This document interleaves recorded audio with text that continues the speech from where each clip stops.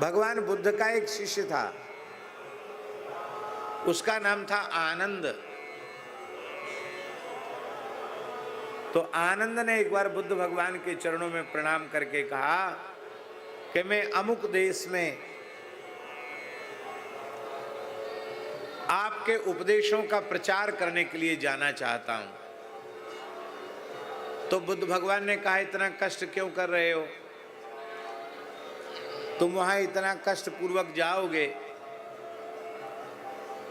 और तुम्हारी अच्छी बात लोग सुनेंगे नहीं, तो तुम्हारा सुनाने का श्रम व्यर्थ हो जाएगा, फिर क्यों जा रहे हो? परीक्षा ले रहे थे बुद्ध भगवान। तो आनंद बोला, हमने अच्छी बात सुनाई और किसी ने नहीं सुनी, उससे हमारा क्या घाटा हुआ? हमने अच्छी बात की तो हमने अच्छी बात कही और अपने तो सुनी हमने कि नहीं? तो आपके वचनों को बार बार दोहराते रहेंगे तो हमारा जो ज्ञान है, हमारा जो वैराग्य है, हमारे जो संस्कार हैं वो क्षीण नहीं होंगे, पुष्ट होंगे। तो कोई न सुने तो न सुने। अब हम भगवान की कथा सुना रहे हैं, अब कोई न सुने तो न सुने, हमको तो फायदा हो रहा कि नहीं हो रहा है? इतनी अच्छी बातें बार बार कहते हैं, बार बार कहते हैं, तो कुछ न कुछ तो चित्त पर उसका प्रभाव पड़ता है कि नहीं पड़ता है? अवश्य पड़ता है। अरे ज्यादा नहीं पड़ता तो इतना तो जरूर पड़ जाता है। अब तो हमने वैसी कथा कहना बंद कर दी, कम हो गया। पहले ऐसा होता था, अभी भी कई बार सप्ताह कथा में हो जाता है कि 3 दिन हो गए कथा होते होते और 2 समय कथा कहने पर भी 3 ही स्कंद हुए, पहला, दूसरा, तीसरा। अब चौथे दिन कृष्ण जन्म होना है तो चौथा स्कंद, 5वां, 6ठा, 7वां, 8वां, 9वां, तब 10वां। 10म के 5म अध्याय में नंदोत्सव है। अब इतनी चिंता लग जाती कि हे भगवान, सप्ताह कथा है, कैसे 10वें स्कंध में आपकी जन्म लीला तक कैसे पहुँचेंगे, नंदोत्सव तक कैसे पहुँचेंगे? ये तो कथा पूरी नहीं होगी। हे प्रभु, पार लगाओ नैया कैसे भी। आप चिंता करते करते सो गए तो चौथे स्कंद से कथा शुरू किया सपने में, और बोलते बोलते बोलते बोलते जन्म तक पहुंच गए। नंदस्त्वात्मज उत्पन्ने जाता लादो महामना, और नंद के आनंद भयो जय कन्हैया लाल की। बड़ा प्रसन्न हुए कि चलो ठाकुर जी ने वहां तक पहुंचा ही दिया। और जब आंख खुली तो पता चला कि ये तो सपने की कथा थी। अब सवेरे जाके फिर वहीं से चौथे स्कंद से ही बोलना पड़ेगा।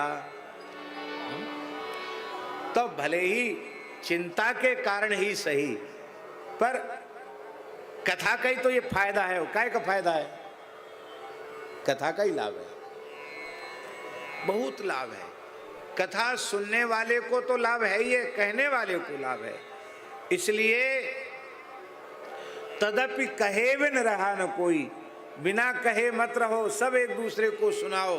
भगवान की खूब चर्चा करो, खूब चर्चा करो। बुद्धि पर इसके संस्कार पड़ने चाहिए। बोलो भक्तवत्सल भगवान की जय। आप लोग कहेंगे मस्तक थे, ये कहाँ लिखा है? अध्यात्म रामायण में लिखा है। श्लोक सुनिए। तमूचुर मुनयो राम ऋषीणाम मस्तकानि राक्षसैर भक्षितानि स प्रमत्तानाम समाधिता।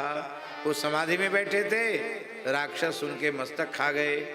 अंतरायम मुनीनाम ते पश्यन्तो अनुचरन्ति।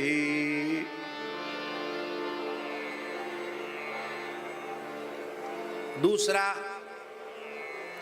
अर्थ परम श्रद्धेय पूज्य रामायणी श्री रामेश्वर दास जी महाराज के द्वारा बताया हुआ अर्थ है।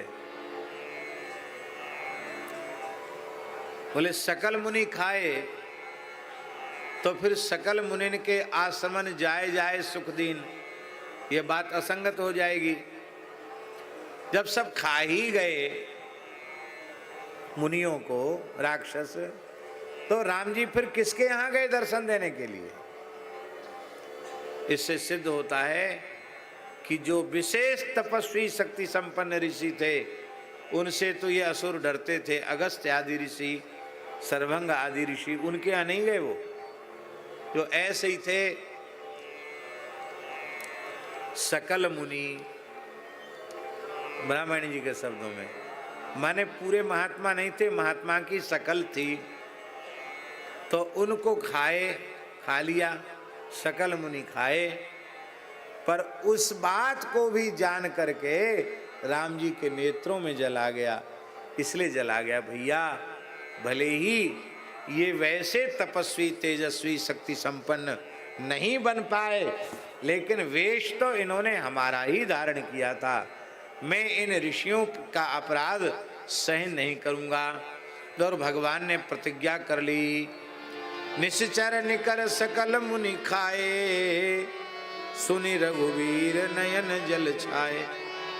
निश्चर हीन करऊं मही, भुज उठाय प्रण कीन, सकल मुनिन के आश्रमन, जाय जाय सुख दी। महात्माओं के घर में जा करके, आश्रम में जा करके सबको सुख दिया।